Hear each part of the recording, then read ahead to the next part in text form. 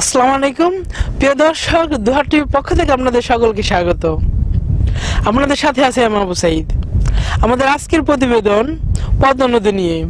পদ্মা নদী বাংলাদেশের দ্বিতীয় বৃহত্তম নদী। পদ্মা নদীর মাওয়া থেকে পদ্মা সেতু এরিয়া, মাওয়া পদ্মা সেতু এরিয়া থেকে শুরু করে মইনুট পর্যন্ত পদ্মা নদীর কিছুটা অংশ তুলে ধরার চেষ্টা করব আমাদের এই প্রতিবেদনটিতে। তো দর্শক, শুরু করা যাক আমাদের আজকের প্রতিবেদনটি।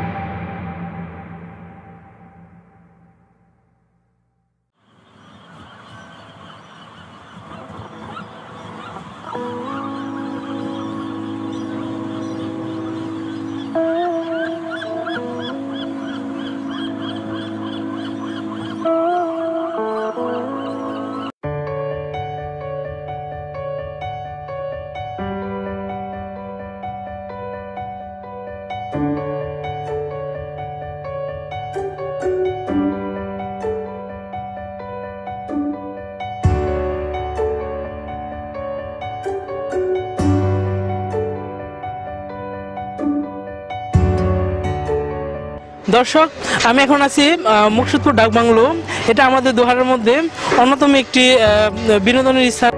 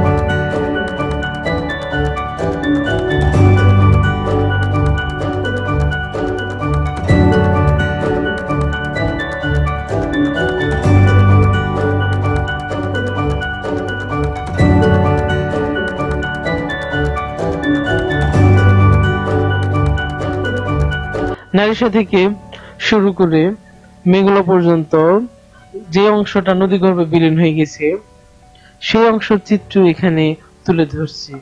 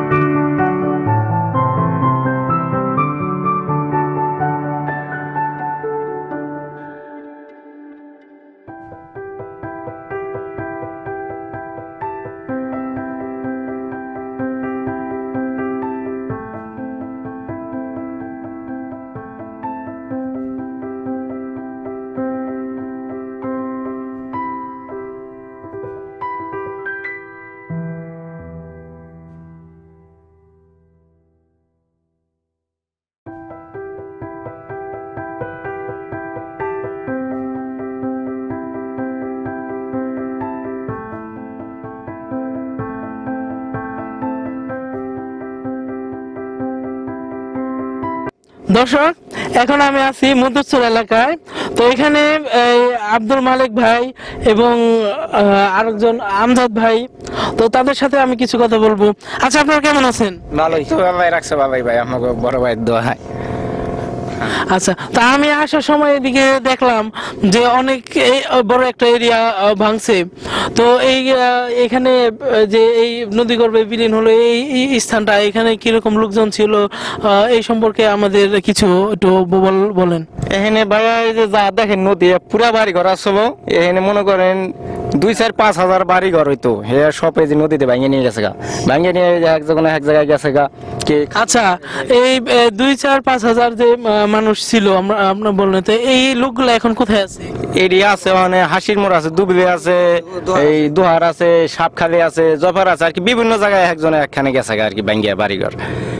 আচ্ছা, তা আপনাদের বাসা তো আমি জানি মধুচরি, তো আপনাদের বাসা কি এই এরিয়ায় কোথাও ছিল?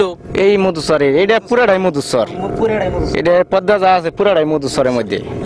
তো এই যে আমরা এখন দেখতে পাচ্ছি যে এখানে চর পড়ছে আবার নতুন করে, তো এটা কতদিন হলো পড়ছে? এই বছর পড়ছে, চর যাচ্ছে 15 দিন হয়েছে। এই বছর আগে যাকে 15 দিন আর কি হয়েছে।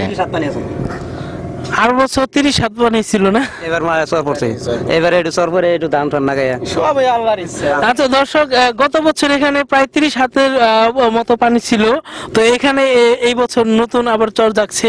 তো এই চর নিয়ে আপনাদের স্বপ্ন কি? আপনাদের বাড়িঘর এখানে ছিল, তো আপনাদের কি স্বপ্ন যে এখানে আবার যদি চর ভালোভাবে পড়ে সেখানে যে বাড়িঘর করবো? আবার বাড়ি চলবো, আর চর না পড়ে তার বাড়ি চলবো না, তো এই পরে জায়গায় থাকতে হবে। তো এখন আছেন কোথায় আছেন? আছে মধুচরের মধ্যে, মধুচরের মধ্যে আছে। আচ্ছা, তো এখানে যে আরো এই যে আমরা দেখলাম যে একটা ব্রিজ ভাঙছে, এখানে রাস্তা ছিল, তো এখানে আর কি ছিল? স্কুল ছিল, মসজিদ ছিল, কত মসজিদ আছে, স্কুল আছে, মাদ্রাসা আছে, বিল্ডিং আছে, অনেকের বাড়িতে বিল্ডিং আছে, সব এই পর্দায় নিয়ে গেছে, সব পর্দায় নিয়ে গেছে ভাঙ্গিয়া। পদ্মা নদীতে ভাই বহুত ক্ষতি করছে আমাকে, মধুচরের মধ্যে অনেক ক্ষতি অনেক ক্ষতি করছে। এখন আছি আমরা অনেক কষ্টের মধ্যে। তাদের সাথে কথা বলে আমরা জানতে পারলাম যে তাদের এই পরিস্থিতি, এবং এই মধুচরে যে বিশাল একটা এরিয়া নদীগর্ভে বিলীন হয়ে গেছিল সেটা আমরা তাদের মাধ্যমে জানতে পারলাম এবং কিছুটা আমরা দেখতে পাচ্ছি। তো দর্শক, এই সর্বনাশা পদ্মা যে বলে যে সর্বনাশা পদ্মা, এই যে পদ্মার পাড়ের যে মানুষ এই পদ্মাচরে যারা ছিল, তাদের অনেকের বাড়ি ঘর, অনেক কিছুই, স্কুল, মাদ্রাসা, মসজিদ, রাস্তাঘাট, এগুলো সব এই সর্বনাশা পদ্মা বিলীন করে দিয়েছে। আপনারা তো মানে এই চর অঞ্চলে বসবাস করছেন না? চরে বসবাস করছি, ওখানে গাঙ্গালারা আনাই আসনরা ভাঙ্গা দিছে, এই জন্য পরে জায়গা রয়েছি, তাও ওখান কয়ে উড়ু, ওখানে দাম কই আর নিয়ে করে রয়েছি। পড়লে মাটি থাকে আর সবকিছু জায়গা পুরিয়া, আর গাঙ্গে ভাঙলে কিছু থাকে না ভাইয়া, গাঙ্গে ভাঙলে আর কিছু থাকে না, গাঙ্গে ভাঙ্গার খারাপ। মানে আমরা আছি অনেক কষ্টের মধ্যে, মানে আপনারা দেখলে আর কি বুঝা পারতেন যে কত কষ্ট আছে। তার মানে আপনাদের বাড়ি চরে করছেন, তখন 8 বার আপনার বাড়ি ঘর ভাঙছে, এরপর বিভিন্ন জায়গায় স্থানান্তর হয়ে হয়ে আবার বাড়ি করছেন। আচ্ছা, তো আমরা দেখতে পাচ্ছি যে এখানে আবার নতুন চরটা পড়লো, তো এটা যদি আপনাদের বসবাসযোগ্য হয়, আপনারা আবার এখানে আর যদি চর নিয়ে জায়গা তার বাড়ি ঘর পরে জায়গায় থাকতো, আমরা কিরম কি আমাকে টেয়া শুনি, একটা টেয়া তো আমাকে রোজগার আমাকে চলে না। যে দর্শক, আমরা তাদের কাছে অনেক কিছুই জানতে পারলাম এবং তাদের অবস্থা, এই নদীগর্ভে বিলীন হওয়ার পরে তাদের যে করুণ অবস্থা সৃষ্টি হয়েছে সেটা আমরা তাদের কাছে জানতে পারলাম। তো আপনাদের অনেক অনেক ধন্যবাদ আমাদের সাথে থাকার জন্য। ভালো থাকবেন, আল্লাহ হাফেজ।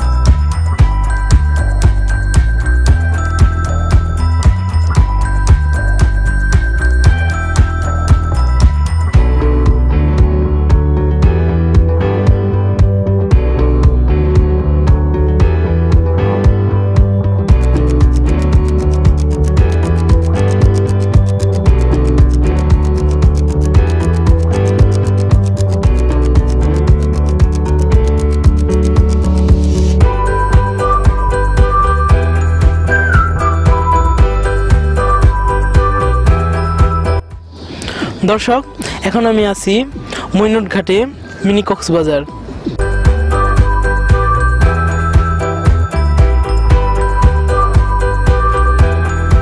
দর্শক, এখন কথা বলবো মইনুটের দর্শনার্থীদের সাথে। কেমন আছেন? জি আলহামদুলিল্লাহ ভালো। তো মইনুটে আসার পর আপনার কাছে কেমন লাগছে এখানে? মাশাআল্লাহ ভালো, সুন্দর সুন্দর একটা পরিবেশ। আমরা মাঝে মাঝে আসি, আমাদের ছোট ভাই ব্রাদার সবাইকে নিয়ে আসি। এখানে একটা সুন্দর একটা প্লেস, মনের ভাবও প্রকাশ করা যায় এবং কি আমরা যারা আসি অনেকেই সতেজ হয়ে ফিরে যায় বাড়িতে। আমরা যখন আসি মাঝে মাঝে দেখা যায় এখানে অনেক বালি থাকে, যে যদি কর্তৃপক্ষ যদি এখানে বালিগুলা যদি পানি পুনিয়ে দেওয়া যদি একটু সুন্দর করতো আরো ভালো। আর আমরা যারা মাঝে মাঝে আসি এখান থেকে অনেক দূর দূরান্ত থেকে যারা গোসল করার জন্য তাদের ড্রেস চেঞ্জ করার জন্য কোনো নাই, আর ওয়াশরুম নাই। যদি ওয়াশরুমের যদি ব্যবস্থা থাকতো তাহলে মনে হয় ভালো হতো আর কি। ধন্যবাদ আপনাদের। ধন্যবাদ।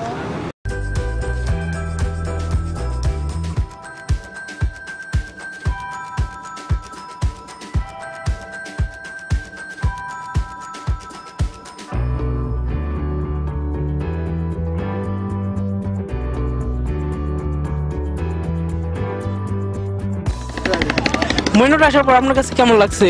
খুব ভালো লাগতেছে, খুব ভালো একটা পরিবেশ। এখানে আমরা প্রায় আসা হয়।